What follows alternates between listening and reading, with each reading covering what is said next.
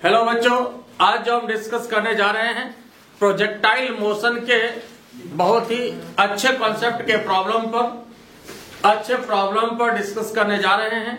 और बढ़िया से अगर आप समझिएगा तो पूरे प्रोजेक्टाइल का मैक्सिमम क्वेश्चन आपका बन जाएगा, इसलिए ध्यान से देखिए।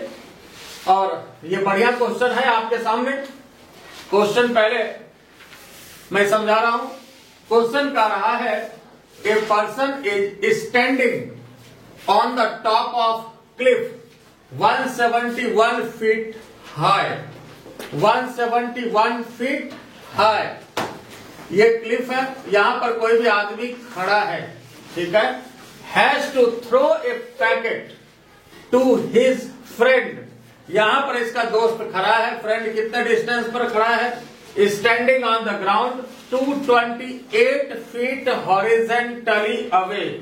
यहां से 228 फीट की दूरी पर कोई इसका दोस्त खड़ा है, ठीक है। If he throws the packet directly aiming at the friend. देखो, ये सोचता है कि अगर पैकेट को यहां से अगर हम फेंकेंगे तो ये डायरेक्ट दोस्त के पास चला जाएगा। जैसे मान लो कहीं बाढ़ का टाइम होगा, सपोज मान लो कोई राहत पैकेट है, उसको वो फेंकना चाह रहा है कि किसी तरह से दोस्त के पास पहुंच जाए, तो कर रहा है कि डायरेक्ट एम करता है दोस्त पर कि सीधा यहां से फेंकेंगे तो वहां पैकेट चला जाएगा। पहले तो ये बताओ सोच करके, क्या ऐसा होगा कि डायरेक्ट अगर हम फेंकेंगे कहीं भी तो वो एकदम बिल्कुल जहां पर निशाना लगा रहे हैं वहां पर वो चला जाएगा? ऐसा होगा क्या? नहीं, ऐसा नहीं होगा। क्यों नहीं होगा? क्योंकि प्रोजेक्टाइल अपना कमाल दिखाएगा और प्रोजेक्टाइल ऐसे सीधा तो जाता नहीं है। प्रोजेक्टाइल पर जब भी होगा तो ये ऐसे होगा, तो ये कर्व ले लेगा। तो इस वजह से ये डायरेक्ट जो है यहां पर नहीं पहुंचेगा, ये आपका कर्व लेगा। मतलब यह जो आप देख रहे हैं इस तरह के पाथ को ये अडॉप्ट करेगा, ठीक है। तो सोचा कि दोस्त के पास सीधा जाएगा, लेकिन पैकेट यहां नहीं गिर के पैकेट कहां गिर जाएगा? यहां गिर जाएगा, है ना। कुछ भी पॉइंट आप मान सकते हैं। ए मान लीजिए, आप इसको बी मान लीजिए। तो ए पर नहीं गिर के पैकेट कहां गिरेगा? बी पर गिरेगा, ठीक है। तो वही कह रहा है question, he throws the packet directly aiming at the friend with speed 15 feet पर सेकेंड। जो भी वेलोसिटी आपको यहां पर दिया हुआ है 15 फीट पर second. How short will the packet fall? तो पैकेट जो है कितना पहले गिरेगा? पैकेट कितना पहले गिरेगा? हाउ शॉर्ट मतलब गिरना चाहिए, यहां गिर गया यहां, तो कितना पहले गिरेगा? तो ये जो है कितना पहले पैकेट गिर जाएगा। आई बात समझ में? हाउ शॉर्ट मतलब कितना पहले पैकेट गिरेगा। गिरना चाहिए यहां, लेकिन गिर गया मान लो यहां, ठीक है। पहले तो ऐसा लग रहा है ना कि यहां पर नहीं गिरेगा, ये इसके पहले गिरेगा। और ये आपको जितना लग रहा है ये उससे ज्यादा असरदार होता है। कितना असरदार होता है अभी जब बनाएंगे तो जब आप इसका आंसर आप देखेंगे जो आएगा तो ये चौकन्ना करने वाला आंसर आता है। आप जितना सोच रहे हैं कि प्रोजेक्टाइल असरदार होगा, उससे वो कई गुना ज्यादा असरदार होता है। वो तो आपको आंसर मिलेगा तो पता चल जाएगा। आप लोग क्या अनुमान लगाते हैं कि अगर ये 228 फीट है तो कितना पहले गिरेगा? अनुमान से बता दीजिए तो जरा, कुछ भी अंदाज से 10-20 फीट पहले, 40 फीट पहले, कितना लग रहा है आपको? 80 क्या लग रहा है? 80 से 100। ठीक है, लग रहा है आपको 80 लग रहा है, 100 लग रहा है, जितना भी लग रहा है, ना ज्यादा से ज्यादा लग रहा है 220 का। हाँ? 220 यही ना लग रहा है क्या? ठीक है, तब उसका जब आंसर आएगा तो फिर आपको समझ में आएगा कि प्रोजेक्टाइल कितना असरदार होता है, ठीक है। ऐसे आदमी क्या सोचेगा, कच्चा निशाना थोड़ा नहीं भी लगा तो 10 फीट पहले गिर गया, 20 फीट पहले गिर गया, जरा सा गड़बड़ा गया, थोड़ा सा और जोर से मारते तो पहुंच ही जाता दोस्त के पास। लेकिन ऐसा नहीं होता है। ये बहुत जबरदस्त तरीके से असर डालता है प्रोजेक्टाइल का कॉन्सेप्ट, ठीक है। अब कितना होता है तो देखिएगा, अभी आंसर देख करके आप हैरान रह जाएंगे इसका जो आंसर आएगा। खैर चलिए तो फिर देखते हैं। तो ये जो है 15 फीट पर सेकेंड आपका जो है ये वेलोसिटी है, और हॉरिजेंटल के साथ ये थीटा दिया हुआ नहीं है। थीटा की जरूरत आपको पड़ेगी, लेकिन थीटा दिया हुआ नहीं है, तो हम लोग थीटा यहां से निकाल सकते हैं। थीटा यहां से निकाल सकते हैं। बात समझे कि नहीं? थीटा हम लोग निकाल सकते हैं। क्वेश्चन एक बार फिर समझ लीजिए। क्वेश्चन कह रहा है कि कोई भी आदमी यहां पर खड़ा है, ये कोई भी पहाड़ की चोटी है या ये मकान की चोटी है, जो समझ लीजिए, ठीक है। ये तो क्वेश्चन तो फॉर्म किया जाता है यहां से, और पैकेट कोई भी फेंकता है और ये निशाना लगाता है अपने दोस्त के पास, ऐसे फेंकता है सीधा दोस्त पर टारगेट करते हुए, इस वेलोसिटी से फेंकता है कि सीधा यहां चला जाएगा, लेकिन ऐसा होगा नहीं। बेचारे को प्रोजेक्टाइल का ज्ञान नहीं था, इस वजह से ये वास्तव में ये इस पाथ को फॉलो करेगा और पैकेट यहां के बजाय यहां गिर जाएगा, ठीक है।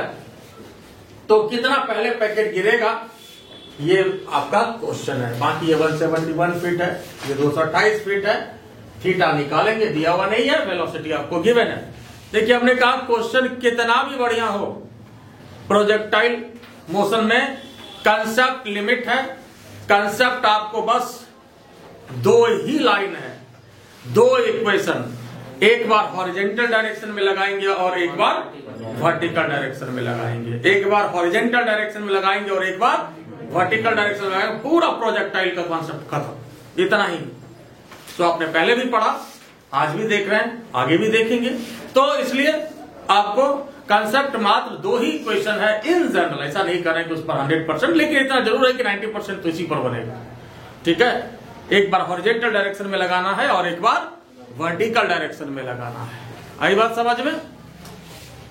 अब यहां देखिए एक और जरूरत आपको यहां पर कन्फ्यूजेबल है कि जी का वैल्यू हम लोग क्या लेंगे। तो चूंकि सब कुछ फीट में है तो आप जी भी फीट में लीजिए, दैट इज 32 फीट पर सेकेंड स्क्वायर। ये एफपीएस में जी का वैल्यू अप्रॉक्स होता है 32, इसको आपको यहां पर लेना है, ठीक है। जी 10 नहीं लेंगे क्योंकि वो तो एसआई में होता है, और यहां सब कुछ जो दिया हुआ आपके पास है वो आपको एफपीएस में है, फीट पर सेकेंड में है। तो देखिए सबसे पहले थीटा की जरूरत पड़ेगी। तो अगर ये जो आपका ट्रायंगल अगर ऐसे सीधा जाता, इसके हिसाब से देखिए, अगर ये थीटा होगा तो ये थीटा हो रहा है अल्टरनेट एंगल, ये देखिए। तो अगर ये थीटा होगा तो ये थीटा हो रहा है कैसा एंगल? Alternate angle. तो इस ट्रायंगल में कुछ नाम दे सकते हैं, ए दे ही दिए हैं, बी दे दिया, यहाँ सी डी दे दीजिए। तो इस ट्रायंगल में टेन थीटा कितना होगा बताइए। तो from triangle A C D, from triangle A C D, हाँ देखते चलिए, बोलते चलिए, from triangle A C D tan theta P by B this upon this. तो डायरेक्ट यहाँ प्रॉब्लम आप बना रहे हैं, जितना स्टेप आगे उतना अच्छा। 171 अपॉन 228, और इसको कटाइएगा तो कितना मिला? ये 3/4 मिलेगा। तो टेन थीटा 3/4 आया, 3/4 आया।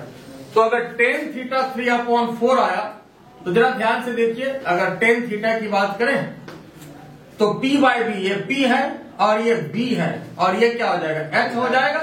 ये जब 3 और 4 बात, इसको तो 5 होना ही है, हाइपोटेनियस है। 3 4 बात हाइपोटेनियस को 5 होगा। अब यहां से हम लोग साइन थीटा ले लें। बोलिए तो साहब साइन थीटा कितना हो जाएगा? Sine theta P by H होता है, बिल्कुल सही बात, 3/5। कॉस थीटा की बात करें तो साहब 4/5। कॉस थीटा की बात करें तो 4/5। बोलो कोई दिक्कत है इसमें? 4/5। ये कॉस थीटा हो गया। तो जो मुझे जरूरत पड़ती है किसकी पड़ती है? साइन थीटा कॉस थीटा की तो पड़ती है। प्रोजेक्टाइल में टेन थीटा का तो काम भी नहीं पड़ता है। इन जनरल साइन थीटा और कॉस थीटा तो दोनों तो मिल गया, तो इसका मतलब एंगल का काम खत्म हो गया। अब क्या करना है? इक्वेशन को लगाना है। क्या करना है? इक्वेशन को लगाना है। ठीक बात है। देखिए यहां पर वेलोसिटी कितना है? 15 फीट पर सेकेंड। अब ये बोलो साहब इसका कंपोनेंट इधर कितना होगा? 15 cos थीटा। ये कैसा वेलोसिटी है? कैसा वेलोसिटी है? कैसा वेलोसिटी? हॉरिजॉन्टल वेलोसिटी है, और कांस्टेंट का हॉरिजॉन्टल वेलोसिटी है तो होगा, इसमें कोई आपत्ति नहीं। ठीक बात है। इधर का वर्टिकल वेलोसिटी कितना होगा साहब? 15 sin थीटा। ये तो कांस्टेंट नहीं होगा। ठीक है, ठीक बात है। अब ये बताइए, अगर ये डिस्टेंस x है तो ये कितना होगा साहब? 228 माइनस x है। ये x हमने माना है, x मेरा टारगेट है, ठीक है। तो ये नेचुरली 228 माइनस x हो गया। बोलिए कोई तकलीफ है इसमें? ठीक है, तो ठीक बात है। अब एक बार पहले हम लोग हॉरिजेंटल डायरेक्शन में इक्वेशन को लगाते हैं। किस डायरेक्शन में लगाते हैं? हॉरिजेंटल डायरेक्शन में। For horizontal direction, horizontal direction में यहां पर बात कर रहे हैं। हॉरिजेंटल डायरेक्शन में इक्वेशन आप लोग बोलिए कितना होगा? हॉरिजेंटल डायरेक्शन में ये बताइए, हॉरिजेंटल डायरेक्शन में डिस्टेंस कितना कवर किया? हॉरिजेंटल डायरेक्शन में कितना डिस्टेंस कवर किया? इतना ही ना। हॉरिजेंटल डायरेक्शन में डिस्टेंस कवर किया 228 माइनस, कोई तकलीफ इसमें? हॉरिजेंटल डायरेक्शन का ये डिस्टेंस हो गया। तो हॉरिजेंटल डायरेक्शन में जब हम लोग इक्वेशन लेते हैं, क्या लेते हैं? हॉरिजेंटल वेलोसिटी इंटू टाइम, ये नहीं लेते हैं? हॉरिजेंटल वेलोसिटी इंटू, तो हॉरिजेंटल वेलोसिटी कितना है साहब? 15 cos थीटा। यह हॉरिजेंटल डिस्टेंस है, तो x इक्वल टू v, उसके बाद t, यही ना? t plus half G T square भी होगा क्या? नहीं होगा ना? पक्का? तो ये पॉइंट ऑफ मिस्टेक नहीं होगा, याद रखिएगा। हाफ जी टी स्क्वायर नहीं होगा। क्यों नहीं होगा? हॉरिजेंटल वेलोसिटी हमेशा, हॉरिजेंटल वेलोसिटी हमेशा ऑलवेज कांस्टेंट। बिल्कुल सही बात है। बात समझ में आ गया? अब यहाँ पर cos थीटा का वैल्यू हमें पता है, निकालेंगे अभी। यहाँ देखिए पड़ा हुआ है 4/5, यहाँ पर इसको पुट कर लीजिए इंटू टी। तो कितना हो गया साहब? ये 12 टी ना? ठीक बात है। दिया आपका आ गया 228 minus x equal to 12 t. कोई दिक्कत इसमें?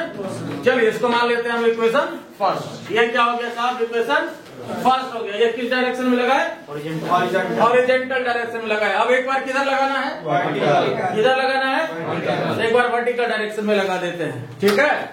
एक बार वर्टिकल डायरेक्शन में लगा देते हैं। क्वेश्चन लिखा हुआ है आपके पास?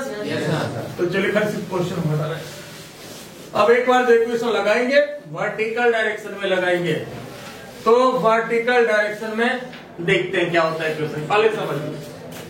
और वर्टिकल डायरेक्शन, आइए वर्टिकल डायरेक्शन की बात करें। वर्टिकल डायरेक्शन की बात करें, ये बताइए वर्टिकल डायरेक्शन में कितना डिस्टेंस कवर किया? वर्टिकल डायरेक्शन में कितना डिस्टेंस कवर किया? कितने ना? पक्का? वर्टिकल वेलोसिटी कितना है? 15 sin थीटा। ठीक बात है। तो वर्टिकल डायरेक्शन में जो इक्वेशन लगाएंगे तो ये डिस्टेंस आपका मान लेते हैं, सपोज h मान लेते हैं, h है, बाद में बैठाएंगे। और u के स्थान पर क्या होगा? u sin theta, u t plus यहाँ हाफ जी टी स्क्वायर होगा ना? यहाँ हाफ जी टी स्क्वायर होगा या नहीं होगा? बोलो इसमें कोई दिक्कत है? तो बस अब इसमें क्या करना है? h का वैल्यू हम लोग पुट कर लेंगे। h का वैल्यू कितना आ जाएगा? h का वैल्यू 171। u का वैल्यू u कितना? 15। साइन थीटा का वैल्यू, साइन थीटा का 3/5 t प्लस हाफ जी कितना? 32। डायरेक्ट वाला ले लें? ले लें डायरेक्ट? चलो ठीक है, तो 60 ले लिया। 32/2 16 हो गया टी स्क्वायर। और ये कितना हो गया साहब? 9 हो गया। तो अब जरा देखिए तो ध्यान से, 171 इक्वल टू कितना हो गया? 90 plus 16 t square. And this is the form of quadratic equation. This is the form of quadratic equation in T. आया कि नहीं? इसको इधर लिख रहे हैं, देखो। तो 16 t square plus 90 minus 171 equal to 0। तब ये क्वाड्रेटिक इक्वेशन का क्या फॉर्म है? इसको क्या करना है? सॉल्व करके टी का वैल्यू निकाल लेना है। तो जैसे ही यहाँ पर हमें टी का वैल्यू मिल जाएगा, वैसे ही x का वैल्यू मिल जाएगा। आई बात समझ में? इसको हम सॉल्व करेंगे और जैसे ही t का वैल्यू मिलेगा वैसे ही x का वैल्यू मिल गया। आंसर आपके पास है।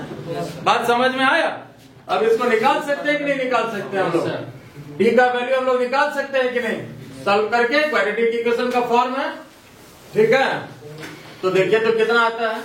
T equal to minus b minus 9 plus minus root under b square, मतलब बोलते चलो 81 कितना 81 81 minus b plus minus root under b square minus 4 a के स्थान पर 16 और उसके बाद सी के स्थान पर माइनस 171 अपॉन 2a, तो 16 दूना 32, 2 इंटू 16। आ रही है बात समझ में? बोलो कोई तकलीफ है इसमें? तो बस क्या करना है, अब इसको सॉल्व करना है। अब देखिए इसका वैल्यू, टी का वैल्यू कितना आता है, कैलकुलेट करके आराम से टी का वैल्यू बताइए क्या आ रहा है। ठीक है, ये फिगर बना हुआ है। तब ये तो समझ गए कि टी का वैल्यू जैसे निकल जाएगा तो यहाँ पर हम लोग पुट करेंगे तो x का वैल्यू मिल जाएगा, और यही तो हमारा टारगेट है। इसको सॉल्व करिए, देखिए आपको टी का वैल्यू क्या मिलता है। टी का वैल्यू क्या मिलता है? टी का वैल्यू सॉल्व करिएगा तो आपको 3 सेकेंड मिलेगा। कितना मिलेगा? 3 सेकेंड करके देख लीजिए। 3 सेकेंड आपको जो है टाइम का वैल्यू मिलेगा। तो जैसे ही यहां पर टी का वैल्यू हम लोग पुट करेंगे तो आपको आंसर मिल जाएगा, है ना। तो 228 माइनस एक्स इक्वल टू 12 और टी का वैल्यू 3। तो आप देख लीजिए x का वैल्यू 228 माइनस 36 192 फीट। अब जरा इस आंसर को देखिए कि कितना आंसर ये चौंकाने वाला है कि नहीं। x का वैल्यू कितना है? 192, और ज्यादा आप लोग मैक्सिमम कितना सोचे थे? 80, 100, 110, 20। और यहाँ जो है मात्र 36 फीट ही कवर कर रहा है, बाकी 192 फीट ये पहले ही गिरता है। तो सोच लो कि सोचा था कहाँ 228 फीट जाएगा और गया कितना? गया कितना? मात्र 36 फीट गया। गया कितना? 36 फीट। तो ये कितना असरदार है, ये बात समझ में आ रहा है। ऐसे अगर जी नहीं होता तब कहाँ जाता? तब कितना डिस्टेंस कवर करता? जी मान लो नहीं लेते हम लोग, कंसीडर नहीं करते, तब कितना कवर करता? तब तो पूरा एकदम 228 फीट कवर करता। ये जी के वजह से इतना बड़ा असर आपका पड़ रहा है। आई बात समझ में? तो आपका 3 सेकंड मिला, और जैसे ही टी का मान बैठाएंगे तो आपको एक्स का वैल्यू मिल गया। आई बात समझ में? बात क्लियर हुआ कि नहीं? ये 192 फीट पहले गया। अगर ये क्वेश्चन पूछता कि गया कितना, कवर कितना किया, तो 228 माइनस एक्स यही तो कवर किया। कवर कितना किया? 228 माइनस एक्स, तो कितना कवर किया? 36 फीट। अब ये तो क्वेश्चन पूछने पर डिपेंड करता है कि क्या आपसे वो पूछता है। यहाँ क्वेश्चन पूछा है कि कितना पहले गिरेगा। अगर ये पूछता हाँ एकदम गिरेगा, साबित हो रहा है ना कि ये उम्मीद भी आप नहीं कर सकते हो कि इतना पहले कैसे गिर गया। तो ये जी का इफेक्ट है, ये प्रोजेक्टाइल मोशन का समझ लो कि योगदान है। बात समझ गए? बोले इसमें कोई दिक्कत है? इसको लिख लीजिए, तो मैं साइड हो लेता हूँ, फिर इसके बाद और अच्छे कॉन्सेप्ट को डिस्कस करेंगे।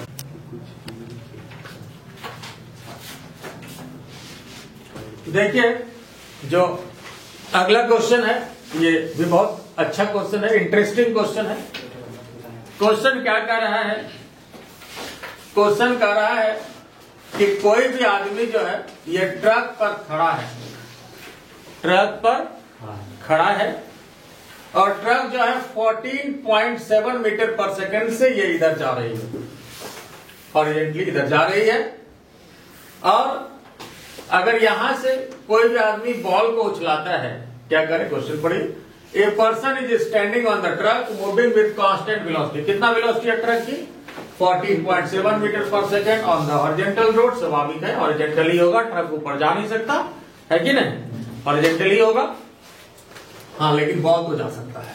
The man throws a ball in such a way that it return on the truck after it has moved 58.8 metre. मतलब हुआ कि यहां से कोई भी आदमी ट्रक पर खड़ा है और ये क्या करता है? बॉल को ऐसे उछलाता है। मान लीजिए ट्रक जा रही है, सपोज मैं उस पर खड़ा हूं और बॉल को ऐसे उछलाते हैं और ट्रक जब 58.8 मीटर जाती है तो क्या होता है कि ये बॉल हमारे हाथ में ही आके गिरता है, ट्रक पर ही आकर के गिरता है। तो सबसे पहले तो ये बात स्पष्ट हो गई कि वहां पर बॉल को कैसे उछलाया गया होगा, कैसे फेंका गया, वर्टिकली फेंका गया होगा, तभी ऐसा हो सकता है कि वो वापस ट्रक पर ही आके गिरे, क्योंकि ट्रक कांस्टेंट वेलोसिटी से चल रही होती है। इसका हमने पहले भी आपको कई प्रैक्टिकल एग्जांपल्स दिया है। मान लो आप ट्रेन पर बैठे हुए हो, ट्रेन चाहे फुल स्पीड में क्यों नहीं चले, ट्रेन फुल स्पीड में क्यों नहीं चले, लेकिन वहां पर ट्रेन पर बैठे हुए आप और वहां अगर कोई भी पत्थर उछलाते हो तो आपके हाथ में ही आके गिरता है। पेन उछलाओ, पत्थर उछलाओ, जो भी उछलाओ, चौक उछलाओ, लेकिन इसमें कारण क्या है कि जो वेलोसिटी ट्रेन का है वही वेलोसिटी ये गेन कर लेता है इनर्शिया की प्रॉपर्टी के कारण, वही वेलोसिटी इसका हो जाता है। बात समझ में आया कि नहीं? जो वेलोसिटी ट्रेन का होता है वही वेलोसिटी इसका होता है। तो जो वेलोसिटी यहां पर ट्रक का होगा वही वेलोसिटी जो है वो बॉल का होता है। ठीक है, तो ऊपर जो फेंका गया होगा ये आपको वेलोसिटी निकालना है। सबसे पहले तो ये हम लोग को पता चल जाएगा कि ट्रक को यहां से यहां आने में समय कितना लगेगा, क्योंकि ट्रक कॉन्स्टेंटली चल रही है। तो time taken by the truck, time कितना लगेगा, time taken by the truck to move from A to B, A से बी तक आने में समय कितना लगेगा साहब? Time equal to distance upon velocity, तो 58.8 और नीचे वेलोसिटी कितना 14.7, कितना आ गया 4 सेकंड। इसका मतलब 4 सेकंड में ट्रक ए से बी पर पहुंचा, तो इसका मतलब है कि 4 सेकंड में बॉल जो है ऊपर से नीचे से ऊपर गया, फिर ऊपर से नीचे आया। 4 सेकंड में बॉल नीचे से ऊपर गया और फिर ऊपर से नीचे आया। इसका मतलब 2 सेकंड ऊपर जाने में लगा और 2 सेकंड नीचे आने में लगा। आई बात समझ में? 2 सेकंड नीचे से ऊपर जाने में लगा और 2 सेकंड ऊपर से नीचे आने में लगा। ये कम लगता है, जितना टाइम नीचे से ऊपर जाने में उतना ही टाइम ऊपर से नीचे आने में लगता है। तो यहाँ पर ये टाइम ऑफ फ्लाइट इसके लिए हुआ। तो आप ये बताइए टाइम ऑफ फ्लाइट के लिए क्या फॉर्मूला आपको दिया गया है? ये टाइम ऑफ फ्लाइट के लिए क्या फॉर्मूला दिया गया वर्टिकल मोशन में? 2u/g, वर्टिकल मोशन में 2u/g। तो ये आपका 4 2 u कितना दिया, u निकालना है, नीचे g, अब g 9.8 ले लीजिए, तो u कितना हो जाएगा 4 into 9.8 कितना हो गया अपॉन 2, 2 से काटिए, ये कितना हो जाएगा 19.6 मीटर पर सेकंड, और ये आपका आंसर हो गया। और यही अगर जी 10 लेते थे आंसर आपको 20 मिलता, सीधा है ना। यहाँ 10 लोगे तो आंसर ये 20 मिलेगा, क्योंकि क्वेश्चन में यहाँ पर 9.8 लेने हम बोले हैं, तो 19.6 मीटर पर सेकंड। ये आपका पहला क्वेश्चन का आंसर हुआ as seen from the truck. लेकिन इसमें देखिए 2 चीज कर रहा है, find the speed and angle of projection. तो स्पीड तो मिल गया और एंगल ऑफ प्रोजेक्शन भी तुमने कही दिया कि बॉडी को कैसे फेंका गया होगा, वर्टिकल। तो वर्टिकल फेंकने का क्या मतलब, एंगल कितना हो गया साहब 90। वर्टिकल फेंकने का मतलब एंगल ऑफ प्रोजेक्शन कितना हो गया 90 हो गया कि नहीं? एंगल कितना हो जाएगा 90, वर्टिकल मोशन हो गया एंगल 90। इधर भी मैं लिख देता हूं एंगल 90 डिग्री वर्टिकल मोशन मतलब हुआ। लेकिन ध्यान देने वाली बात यह है कि find the speed and angle of projection, यह हमने बात की कब, as seen from the truck. जब ट्रक पर से देखा जाएगा या ट्रक पर जो आदमी खड़ा है, जो लड़का खड़ा है, वह जो उछलाता है तो वो देखेगा ऐसा, ठीक है, कि वर्टिकली जा रही है, ऊपर से नीचे आया, ठीक है।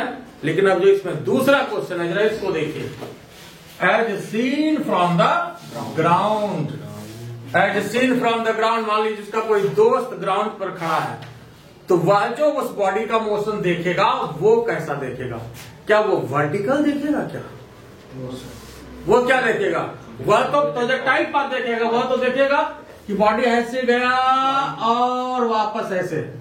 जो आदमी ग्राउंड पर, इसका मान लो कोई फ्रेंड खड़ा है या ये क्या देख रहा है, तो ग्राउंड पर जो आदमी खड़ा यही तो करे, as seen from the ground. इसका कोई दोस्त ग्राउंड पर खड़ा है और इसका जो बॉडी को चलाया पत्थर को, उसका वो मोशन देख रहा है, तो ये कैसा देखेगा? ऐसा देखेगा।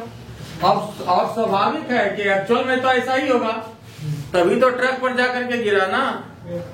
अगर वास्तव में ऐसा ही होता तब तो ट्रक आगे चल जाती, फिर ये यहीं पर गिर जाता। तो एक्चुअल में तो ऐसा ही हो रहा है, एक्चुअल में ऐसा ही हो रहा है। फिर आपके मन में आए तो ये क्यों नहीं देखा? तो ये इसलिए नहीं देखेगा कि जो बॉल का हॉरिजॉन्टल वेलोसिटी है वही ट्रक का है और वही इस आदमी का भी है, इसलिए उस वेलोसिटी को दिया ऑब्जर्व नहीं करेगा, ये सिर्फ वर्टिकल वाला ऑब्जर्व किया। तो इसलिए कॉन्सेप्चुअल क्वेश्चन ध्यान दीजिए, ये वर्टिकल मोशन और प्रोजेक्टाइल मोशन दोनों का कंबाइंड कंसेप्ट, दोनों का निचोड़ है इसमें, है ना, पूरा खींच लेता है कॉन्सेप्ट, लेकिन बढ़िया कॉन्सेप्ट है। आई बात समझ में? अब as seen from the ground की अगर बात करते हैं, अब यहाँ पर देखो ये बात तो समझ में आ गया हम लोगों को कि बॉडी के पास दो वेलोसिटी है। एक तो ट्रक का जो है 14.7 मीटर पर सेकेंड, ये कैसा है? हॉरिजॉन्टल है। और अभी जो हम लोग निकाले vertical velocity Vy, vertical velocity कितना निकाले साहब? 90.6 मीटर पर सेकेंड अभी निकाले हम लोग वर्टिकल वेलोसिटी, और ये हॉरिजॉन्टल। आई बात समझ में? तो हॉरिजॉन्टल कितना है? 14.7, बात समझे कि ना? और वर्टिकल कितना है? वर्टिकल जो होगा आपका ये वाला, ये है Vy कितना? 19 मीटर पर सेकेंड तो होगा ही। और हॉरिजॉन्टल Vx कितना? बस यही जो ट्रक का जो लिखा हुआ है, ये ट्रक का जितना उतना ही होगा। बात समझ में आया? तब Vx आपके पास है, Vy आपके पास है, निकालना आपको रिजल्टेंट है। क्या तरीका होगा? फिर देखिए पुराना कंसेप्ट आ गया वेक्टर का। Vx आपके पास है, Vy आपके पास है, निकालना रिजल्टेंट है। क्या करना चाहिए? रूट अंडर, हाँ जोर से बोलो यार जवान आदमी, हाँ क्या करना चाहिए? रूट अंडर होना चाहिए कि नहीं होना चाहिए?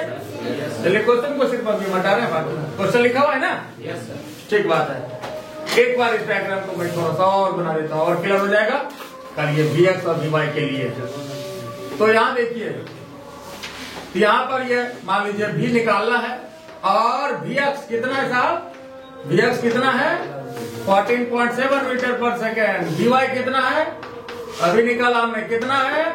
19.6 मीटर पर सेकेंड। और निकालना हमें V है, ये निकालना है। क्या करना चाहिए? क्या करना चाहिए? V equal to root under Vx square plus Vy square. और इसका तो आपको पूरे फिजिक्स में 1000 बार कम से कम जरूरत पड़ेगा, ठीक है? जब भी रिजल्टेंट निकालना, कोई दो फोर्स F1 इधर F2 इधर, resultant root under F1 square plus F2 square, है ना? V1 इधर V2 इधर, root under V1 square plus V2 square, है ना? दो इलेक्ट्रिक फील्ड हो, E1 इधर E2 इधर, resultant E1 square plus E2 square. दो मैग्नेटिक फील्ड हो तो वहां भी रिजल्टेंट ऐसे ही। ये आपको सैकड़ों बार जरूरत इसकी पड़ेगी पूरे फिजिक्स में रिजल्टेंट के लिए, ठीक है? तो अब फिर पुट कर लीजिए, Vx कितना साहब? 14.7 का स्क्वायर और Vy कितना साहब? 19.6 का स्क्वायर।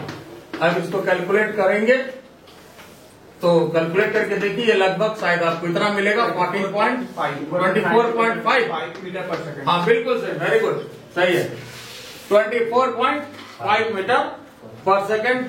ये कैलकुलेट करोगे तो ये आंसर आपको मिलेगा। आई बात समझ में? तो ये आपका वेलोसिटी हो गया। और एक इसमें लास्ट और बचा हुआ है कि वेलोसिटी अगर आपसे पूछ रहा है तो यहाँ पर इसका एंगल भी निकालना है, क्वेश्चन पूछ ही रहा है, एंगल भी चाहिए, ठीक है? तब Vx आपके पास है, Vy आपके पास है, ये एंगल ऑफ प्रोजेक्शन चाहिए। क्या करना चाहिए?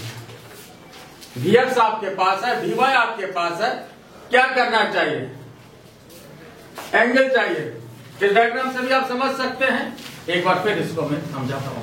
देखो यहाँ पर Vx आपके पास है, ये Vx है, ये आपको Vy है, थीटा चाहिए, एंगल चाहिए। तो जरा ध्यान से देखो, तो अगर ये थीटा की बात करेंगे तो ये अगर वी है तो ये भी तो वी हो गया ना वेक्टर के हिसाब से। तो टेन थीटा ले लीजिए यहाँ। तो टेन थीटा कितने के बराबर होगा साहब? टेन थीटा कितने के बराबर होगा? ये आपको ऊपर लिखा हुआ, इसको मैं बता रहा हूं, ध्यान से देखिए। टेन थीटा कितने के बराबर होगा साहब? V y upon v x. और तरीका भी तो यही है टेन थीटा निकालने का, वेक्टर से ही हम लोग पढ़ रहे हैं। V y upon v x. तो वी वाई कितना साहब? वी वाई कितना? 19.6। वी एक्स कितना? 14.7। तो टेन थीटा कितना आ जाएगा? शायद ये 4/3 आएगा। कैलकुलेट काट के देखिए इसको, तो ये आपको कट करिए, इतना की जरूरत नहीं, डायरेक्ट आप थीटा के लिए आप आंसर मारिए। tan इनवर्स 4/3, ये आपका थीटा मिला। This is your answer. आप इनवर्स में डाल दीजिए। आई बात समझ में? बोलो, इसमें कोई दिक्कत है? तो ये आपका वेलोसिटी के लिए हो गया। और दूसरा जो ये आपका एंगल ऑफ प्रोजेक्शन यहाँ पर कितना आएगा? tan theta equal to v y upon v x, ठीक है, 19.6 अपॉन 14.7, ठीक है। ये क्लियर हुआ या नहीं? और दूसरे तरह से समझ सकते हो आप ऐसे भी, जैसे ये वास्तव में क्या है साहब? ये एक्चुअली वी कॉस थीटा है और वर्टिकल वाला क्या होता है? वी साइन थीटा है। ऐसे भी समझ सकते हो। नहीं देखो, ऐसे और समझा देते हो। ये जो 14.7 है साहब, वी एक्स है, और वी एक्स कितना होता है? वी कॉस थीटा कितना? 14.7। और वर्टिकल वाला जो है ये क्या है? वर्टिकल वाला जो है ये क्या होता है? वी साइन थीटा कितना है? 19.6 है। अब जरा देखिए, तो ये आपके पास है, ये आपके पास है, हमें थीटा चाहिए, tan थीटा चाहिए। इसमें इसको डिवाइड कर दो, नहीं आ गया? है ना? वी साइन थीटा में वी कॉस थीटा को डिवाइड कर लो साहब। तो 19.6 अपॉन 14.7, ये देख लीजिए 4/3 हो गया।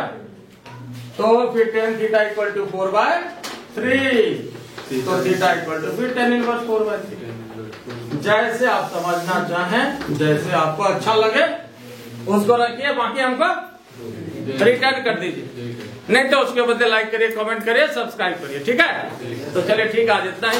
ऐसा नहीं लाइक करने से हमको कोई विशेष फायदा होगा, फायदा आपको होगा, उससे हमें एनर्जी मिलेगी और बढ़िया वीडियो बनाएंगे। पैसा वैसा भी नहीं आने वाला।